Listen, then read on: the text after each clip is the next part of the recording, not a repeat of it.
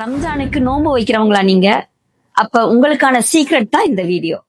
குறைஞ்சது 12 மணி நேரம் வயிறை காலியா போட்டிருப்போம். அதுக்கு முன்னாடி அதாவது சகர் நேரத்துல நீங்க எடுத்துக்கிற உணவு உங்களுக்கு நாள் ஃபுல்லா பாத்தீங்கன்னா ஸ்டெமினாவை கொடுக்கும். அவ்வளவு எனர்ஜியை கொடுக்கணும். சத்து பற்றாக்குறை இல்லாம நம்மள பாதுகாக்கணும். அதுக்காக காலையில நீங்க இந்த சகர் நேரத்துல 1 டம்ளர் பசும் பால்ல 2 ஸ்பூன் தேனு, பேரிச்சம்பழம் ஒரு 5 பேரிச்சம்பழம், அத்திப்பழம் ஒரு 5 துண்டு, அதே மாதிரி முடிஞ்சா பாதாம் பருப்பு போட்டு மிக்சியில அடிச்சிட்டு ஒரு கப் நிறைய பாலோட சேர்த்து வெது வெதுன்னு, அதாவது எல்லாம் சூட்ல இதை சாப்பிட்டீங்கன்னா அன்னைக்கு முழுக்க உங்களுக்கு எந்த சத்து பற்றாக்குறையும் ஏற்படாது.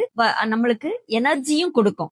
தேன் பாத்தீங்கன்னா கொஞ்சம் கொஞ்சமா ரத்தத்துல கலக்கிறதுனால நம்மளுக்கு கொஞ்சம் அதாவது அந்த பசிய கொஞ்சம் லேட்டா தள்ளி வைக்கக்கூடிய தன்மை தேனுக்கு உண்டு. நோன்பு முடிக்கிற நேரத்துல நீங்க திடீர்னு பாத்தீங்கன்னா அந்த 12 மணி நேரம் காலியா இருக்கிற வயிற்றுக்கு நம்ம ஹெவியான ஃபுட், அதாவது காரமானது ஸ்பைசியானது எதுவுமே கொடுத்துடாம கொஞ்சம் வெதுவெதுப்பான தண்ணியில தேன் கலந்து நீங்க கொஞ்சம் போல சிப் பண்ணிட்டு அதுக்கப்புறம் எந்த உணவையும் சாப்பிட்டீங்கன்னா செரிமானமாகும். புனித ரம்ஜான புத்துணர்ச்சி தரும் பிபிஸ் ஹனியோட கொண்டாடுவோம்.